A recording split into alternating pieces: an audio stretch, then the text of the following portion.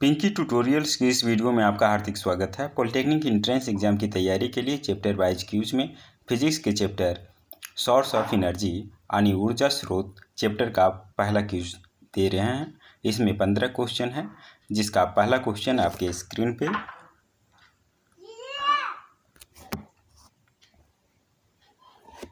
नाभिकीय अभिक्रिया में के विषय में कौन सा कथन सत्य है। पहला, कुल आवेश संरक्षित नहीं होता है, यह गलत है। कुल ऊर्जा संरक्षित नहीं होता है, यह भी गलत है। अभिक्रिया में नाभिक सम्मिलित होता है। नाभिकीय अभिक्रिया मतलब जिस अभिक्रिया में नाभिक सम्मिलित होता है उसे नाभिकीय अभिक्रिया कहते हैं। ऑप्शन सी इसका करेक्ट आंसर होगा। यह कथन सत्य होगा। ऑप्शन सी इसका सही आंसर होगा। अगले प्रश्न के लिए नेक्स्ट।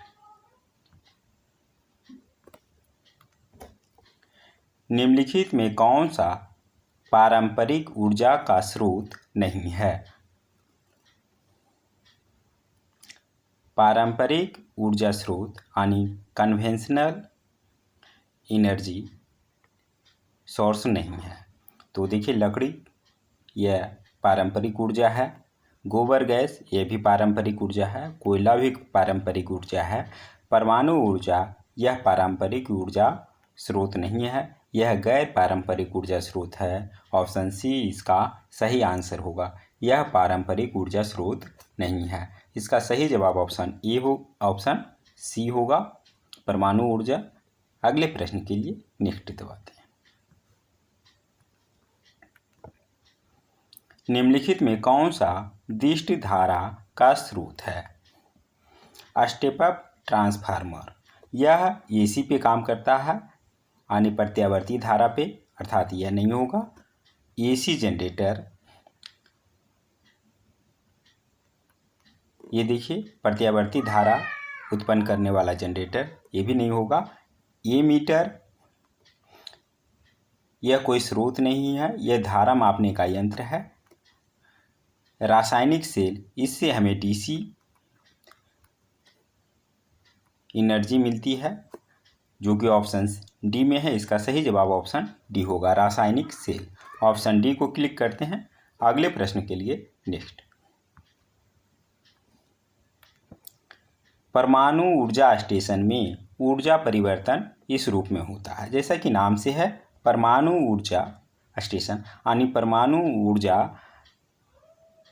को विद्युत ऊर्जा में बदला जाता है। तो देखिए, इसमें जो होगा परमाणु ऊर्जा का ऊष्मा ऊर्जा में बदलता है और फिर उस ऊष्मा ऊर्जा का विद्युत ऊर्जा में रूपांतरण होता है।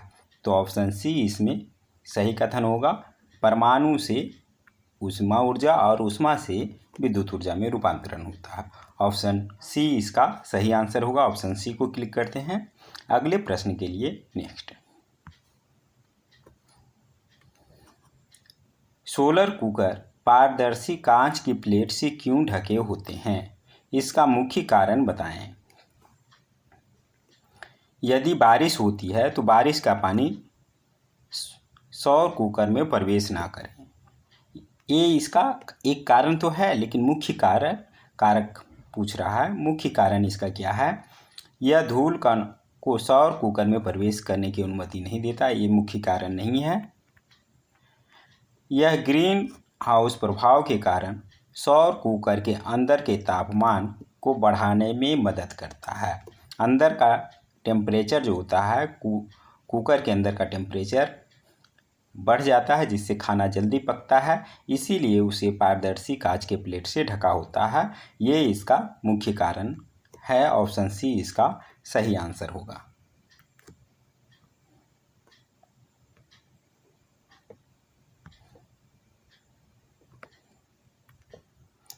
1 किलोवाट शक्ति का उपभोग कर रहे परिपथ को जब 220 वोल्ट पर संचालित किया जाता है तब फ्यूज की दर क्या होगी।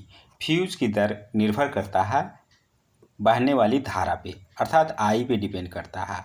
आई बराबर हम जानते हैं, यह शक्ति यानी पी का मान दिया हुआ है, यहाँ पर विभवांतर भी का मान दिया हुआ है।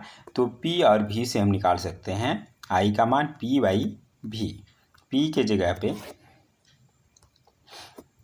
1 किलोवाट अगर वाट में लिखेंगे तो 1000 वाट होगा और वोल्टेज 220 वोल्ट।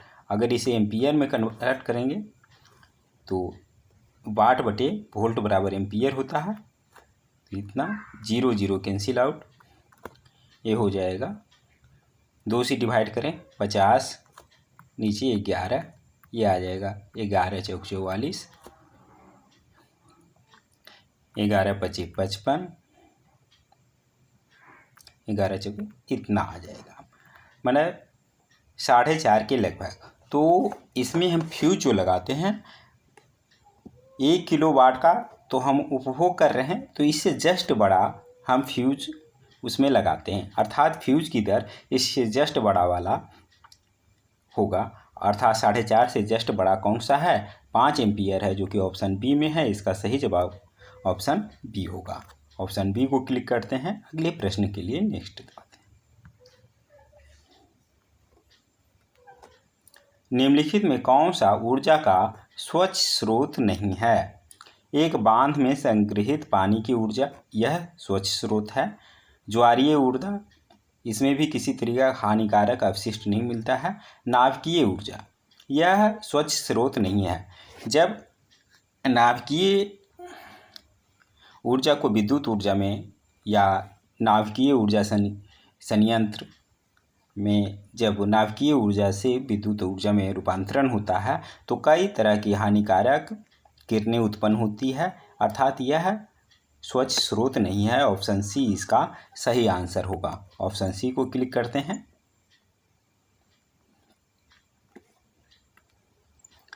किस पद का संबंध जैव गैस संयंत्र से नहीं है? तो देखिए 11 इसमें जैव गैस संयंत्र में होता है, डाइजेस्टर भी होता है, गैस की टंकी भी होती है, टरबाइन का प्रयोग जैव गैस संयंत्र में नहीं होता है। ऑप्शन डी इसका सही आंसर होगा। ये पूछ रहा है कि जैव गैस संयंत्र से नहीं है। ऑप्शन डी को क्लिक करते हैं। अगले प्रश्न के लिए नेक्स्ट। दिए गए तत्वों में से कौन सा तत्व परमाणु विखंडन के लिए उपयोग नहीं किया जा सकता? हाइड्रोजन का प्रयोग इन सभी में परमाणु विखंडन के लिए नहीं किया जा सकता। हाइड्रोजन में सिर्फ एक प्रोटॉन होता है, तो इसे और ज़्यादा में नहीं तोड़ा जा सकता है, इसीलिए इसे परमाणु विखंडन के रूप में प्रयोग नहीं किया जा सकता। ऑप्शन बी इसका सही आंसर होगा। अगले प्रश्न के लिए नेक्स्ट। इलेक्ट्रोलाइट में धनात्मक रूप से आवेशित आयन खाली जगह कहलाते हैं।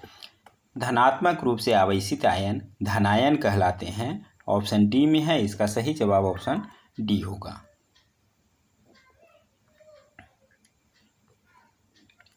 सूर्य के प्रकाश और ऊष्मा को निम्न के उपयोग द्वारा बिंदु पर केंद्रित किया जा सकता है। उत्तल लेंस की मदद से हम सूर्य के प्रकाश और ऊष्मा को एक बिंदु पर केंद्रित कर सकते हैं। ऑप्शन ए इसका सही आंसर होगा। Option A. भली भांति कार्य करने के लिए पवन विद्युत जनित्र मतलब जनरेटर न्यूनतम लगभग खाली जगह की पवन की गति का उपयोग करते हैं, अर्थात कितनी तेज से कम हवा चलनी चाहिए जिससे पवन विद्युत जनित्र काम कर सके। तो इसकी लिमिट जो है 15 किलोमीटर प्रति घंटा की रफ्तार से कम हवा की गति होनी चाहिए। ऑप्शन बी में है, इसका सही जवाब ऑप्शन बी होगा। ऑप्शन बी को क्लिक करते हैं। अगले प्रश्न के लिए नेक्स्ट। एक बॉक्स प्रकार के सौर कुकर के शीर्ष पर कांच के आवरण का उद्देश्य क्या है? खाने को पकते हुए देखने के लिए, ये मेन उद्देश्य नहीं है। बॉक्स में अधिक सौर प्रकाश जाने के लिए, ये भी नहीं। बॉक्स को धूल कण से रोकने के लिए भी नहीं, विकिरण द्वारा ऊष्मा का ह्रास कम करने के लिए। यह इसका सही उद्देश्य है। ऑप्शन डी इसका सही आंसर है। ऑप्शन डी को क्लिक करते हैं। अगले प्रश्न के लिए नेक्स्ट, निम्नलिखित में से कौन सी ऊर्जा सूर्य से ली जाती है? नाभिकीय ऊर्जा, ये परमाणु के नाभिक से ली जाती है, तो यह नहीं होगा। पवन ऊर्जा, यह सूर्य से ली जाती है। जैवभार ऊर्जा, ये सूर्य से ली जाती है। सागर ऊष्मीय ऊर्जा भी सूर्य से ली जाती है। अर्थात एक को छोड़ करके 2, 3, 4 सभी सूर्य से ली जाती है। तो यह ऑप्शन सी में है, 4, 2, 3, जो कि ऑप्शन सी में है। ऑप्शन सी इसका सही आंसर होगा। ऑप्शन सी को क्लिक करते हैं। अगले प्रश्न के लिए नेक्स्ट, निम्नलिखित में से कौन सा ऊर्जा का एक गैर पारंपरिक स्रोत है? कह रहा है गैर पारंपरिक स्रोत, तो इसमें जीवाश्म ईंधन ये पारंपरिक स्रोत है। जल विद्युत संयंत्र ये भी पारंपरिक स्रोत है। वायु ऊर्जा भी पारंपरिक स्रोत है। सौर ऊर्जा, इसमें यह एक प्रकार की गैर पारंपरिक स्रोत है, जो कि ऑप्शन बी में है। इसका सही जवाब ऑप्शन बी होगा। नेक्स्ट क्वेश्चन समाप्त। 15 out of 15 answers correct, that is 100%। आशा है ये वीडियो आपके एग्जाम के लिए महत्वपूर्ण होगा। जल्द ही मिलते हैं अगले वीडियो में, तब तक के लिए धन्यवाद।